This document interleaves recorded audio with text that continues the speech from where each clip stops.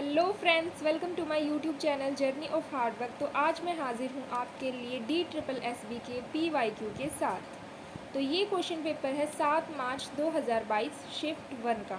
तो इसी के आज CDP के क्वेश्चन हम कुछ करने वाले हैं।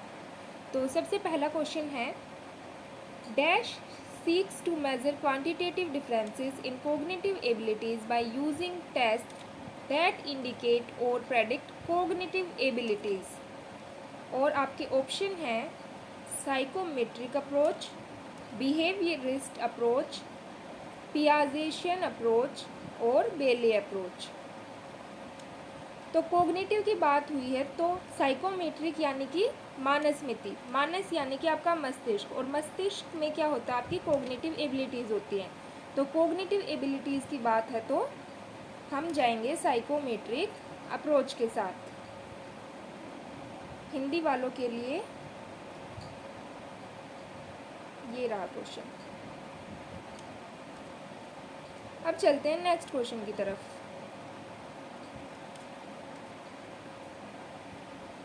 In the context of psychosocial development in childhood, what is the positive influences of peer relations? सबसे पहला जो कथन दिया गया है वो है, as the children begin to move away from parental influence, the peer group opens up new perspectives and frees them to make independent judgments। तो ये बात तो बिल्कुल सही है, वो अपने स्वतंत्र निर्णय लेना यहाँ पर शुरू कर देते हैं।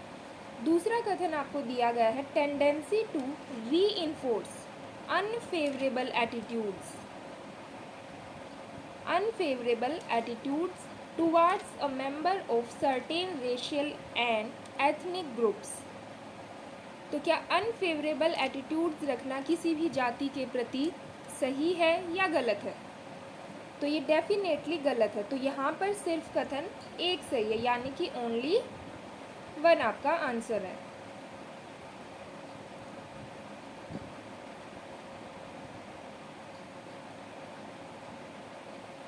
उसके बाद है आपका third question, which of the following mnemonic strategies is correct for the development of middle aged children.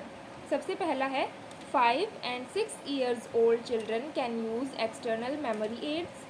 Second है, most children do not do grouping until at least the age of 10 years।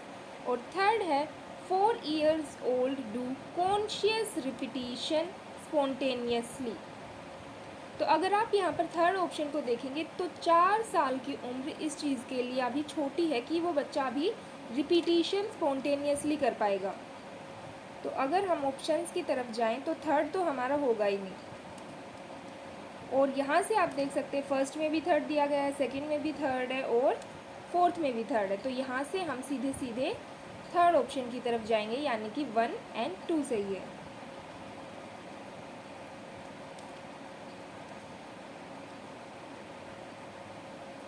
उसके बाद है आपका next question, according to पियाजे which of the following imitation pair is correctly matched.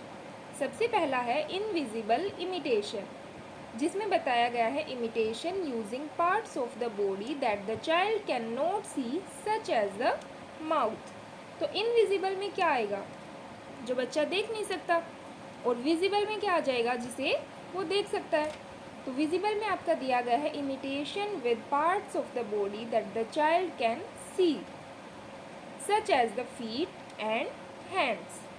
तो यहाँ पर ये दोनों कथन बिल्कुल सही हो जाएंगे। तो आपका बोथ वाला ऑप्शन यहाँ पर बिल्कुल सही है। आप चलते हैं नेक्स्ट क्वेश्चन की तरफ।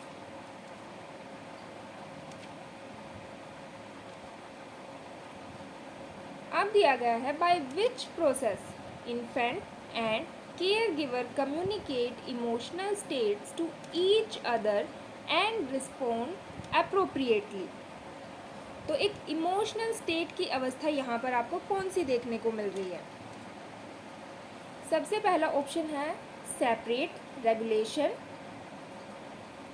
थर्ड आपका है डिस्टिंक्ट रेगुलेशन, और फोर्थ है डिटैच्ड रेगुलेशन। तो अगर इमोशनल स्टेट की बात करें जो एक इन्फेंट और केयर गिवर के बीच में होता है, वो है आपका म्यूचुअल रेगुलेशन, पारस्परिक विनियमन। उसके बाद है next question, in the context of physical development in adolescence which one of the following statements describes maturation. परिपक्वता को किशोर अवस्था में कौन सा इंडिकेट करता है? सबसे पहला है the process typically takes about 4 years for both genders. तो जी हाँ, दोनों में लगभग 4 वर्ष का समय इसमें लगता है। सेकेंड है physical changes in both boys and girls during puberty include the adolescent growth spurt. तो स्पर्ट एकदम से आपको तेज़ी से परिवर्तन देखने को मिलते हैं। तो यहाँ पर ये दोनों कथन बिल्कुल सही है, तो इसीलिए हम जाएंगे बोथ 1 and 2 के साथ।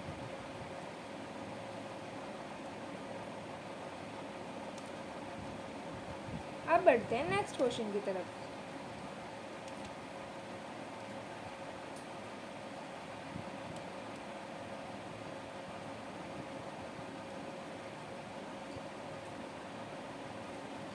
विच of the following is a benefit of friendships for children.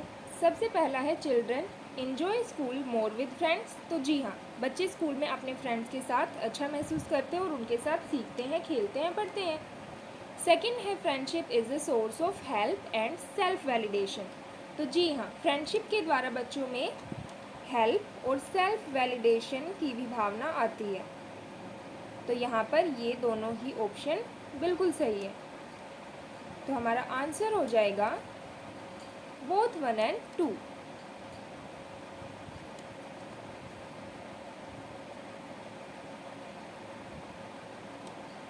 अगला क्वेश्चन है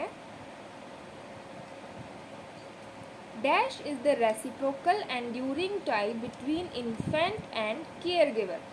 तो इन्फेंट और केयर गिवर में एक म्यूचुअल रिलेशनशिप होता है। तो ये क्या है? ये एक एग्रीमेंट है, एक अटैचमेंट है, एक रिप्लेसमेंट है या एक पनिशमेंट है? तो ये एक अटैचमेंट होती है।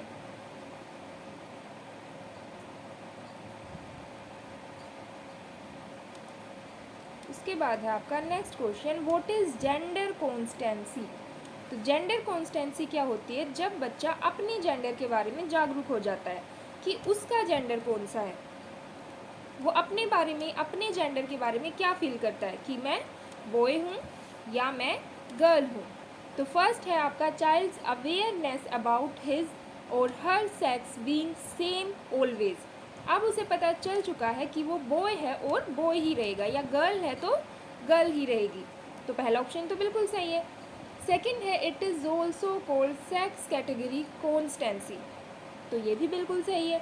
तो यहाँ पर आपका आंसर हो जाएगा बोथ 1 and 2।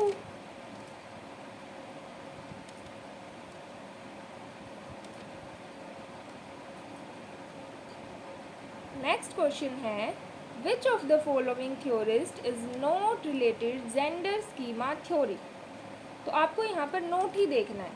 अगर आप यहाँ पर इन चारों ऑप्शन को देखेंगे, कैरल लेन, हेलवर्सन, फ्रायड और सैंड्रा बेन, तो यहाँ पर अगर आप फ्रायड को देखेंगे तो किससे संबंधित है? साइकोडायनेमिक थ्योरी से। तो ये यहाँ पर सबसे अलग है, इसीलिए नोट वाले के लिए यही ऑप्शन सही हो जाएगा। बाकी के तीनों आपके जेंडर स्कीमा सिद्धांत से संबंधित हैं। उसके बाद है next question, what is birth trauma. तो नाम से ही पता चल रहा है जो बर्थ के टाइम पे हो, जो जन्म के समय पर बच्चे को चोट लगी हो या कोई आघात पहुंचा हो। तो यहाँ पर थर्ड ऑप्शन बिल्कुल सही हो जाएगा, injury sustain at the time of birth. अब बढ़ते हैं नेक्स्ट क्वेश्चन की तरफ।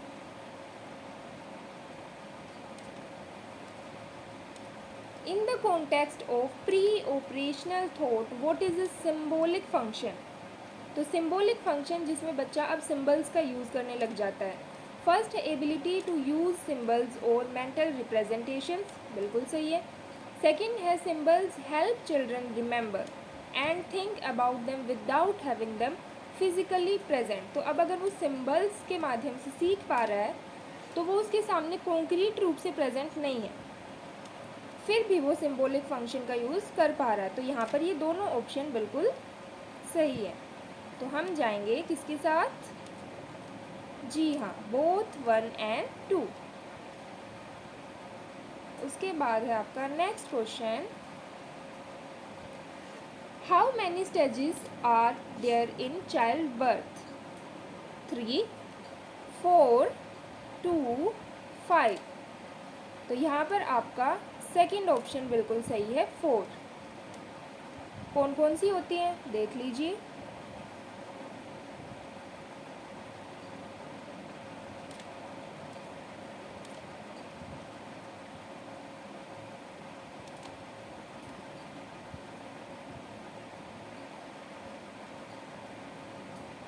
सबसे पहली स्टेज है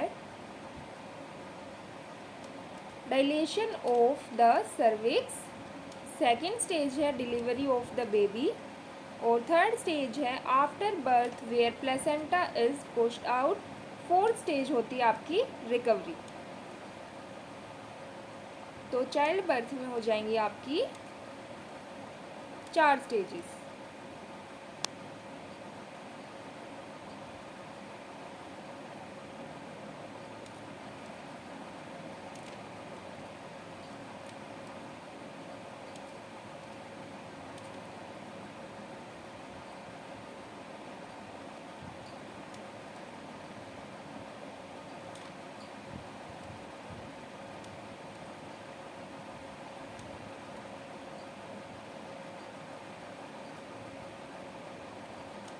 उसके बाद है आपका next question, in the context of cognitive development in early childhood, what is the theory of mind development? First है it reflects brain maturation and improvements cognition. Next है आपका hereditary and environmental influences play large part in development. तो दूसरा option भी आपका बिल्कुल सही है, क्योंकि आप जानते हैं कि आपका विकास क्या होता है, प्रोडक्ट होता है हेरिडिटी एंड एनवायरनमेंट का।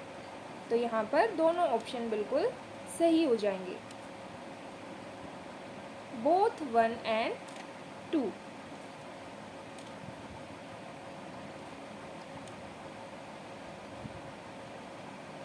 नेक्स्ट क्वेश्चन है, with reference to the Bayley skills of infant development which of the following pairs is correctly matched? 3 months में क्या होगा? Turns from back to the side. 9 months में raises itself to a standing position। तो दोनों ही कथन यहाँ पर बिल्कुल सही है, बोथ 1 एंड 2 के साथ हम जाएंगे। इसकी एक्सप्लेनेशन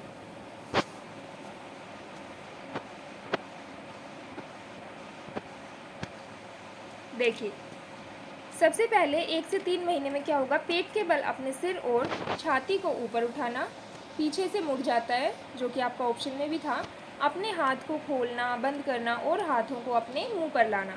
फिर आता 4 से 6 महीने में बच्चा क्या करेगा, आगे से पीछे या पीछे से आगे की ओर वो घूमेगा, बक बक करना, ऐसी ध्वनियाँ निकालेगा जो वास्तविक भाषा की तरह आपको लग सकती हैं। फिर आता है 7 से 9 महीने में वो क्या करेगा, खड़े होने की स्थिति में खींचना सीखते हैं वो।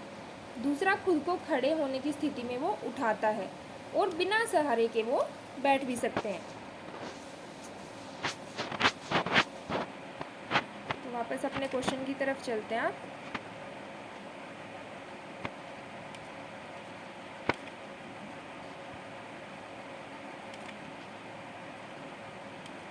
तो ये दोनों ऑप्शन आपके बिल्कुल सही हो जाएंगे।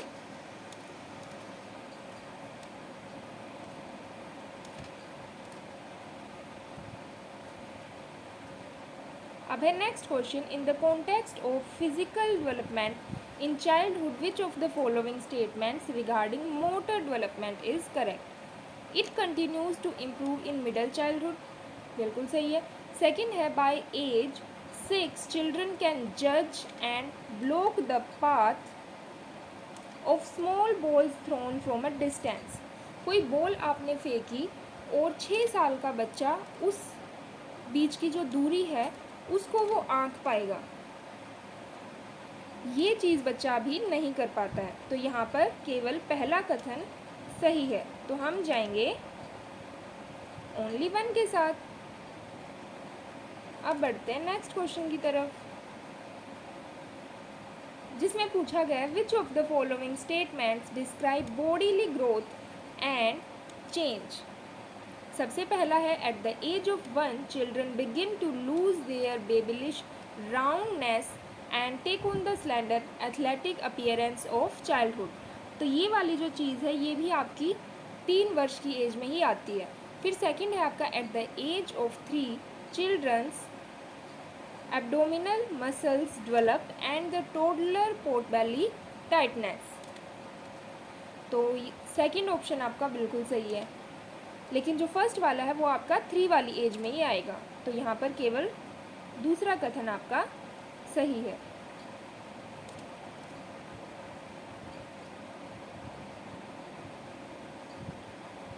नेक्स्ट क्वेश्चन है dash is the set of attributes used to describe oneself. तो अपने लिए अपने सेट ऑफ एट्रीब्यूट्स की अगर हमें बात करनी है तो वो क्या होगी, वो आपकी सेल्फ डेफिनेशन होगी, स्व परिभाषा होगी। सेकंड ऑप्शन यहाँ पर बिल्कुल सही हो जाएगा, सेल्फ डेफिनेशन। स्वयं का वर्णन करने के लिए उपयोग की जाने वाली विशेषताएं क्या कहलाएंगी, स्व परिभाषा। नेक्स्ट आपसे पूछा गया है which of the following state of arousal in infancy is correctly matched with their movement. तो इरेगुलर स्लीप, अनियमित नींद में बच्चा क्या करेगा, muscles twitch but no major movements. फिर सेकंड है alert inactivity, quick movement, may move head and limbs while looking around. तो यहाँ पर भी आपके दोनों कथन सही हैं, इसीलिए आप जाएंगे बोथ 1 एंड 2 के साथ। और आपका अगला क्वेश्चन है last question, dash is involve in rough and tumble play. Rough and tumble play में क्या होता है कि बच्चे लड़ने का एक्ट करते हैं, कुश्ती लड़ते हैं। तो यहाँ पर ये तीनों ऑप्शन बिल्कुल सही है, रेसलिंग, स्ट्राइक एंड चेज। तो हम जाएंगे 1, 2 एंड 3 के साथ। तो ये थे आपके आज की कक्षा में 20 क्वेश्चन। अगली क्लास में हम मिलेंगे नेक्स्ट 20 नए क्वेश्चंस के साथ, और ये पीडीएफ आपको मिल जाएगा मेरे टेलीग्राम ग्रुप पर, जिसका लिंक है अबाउट सेक्शन में।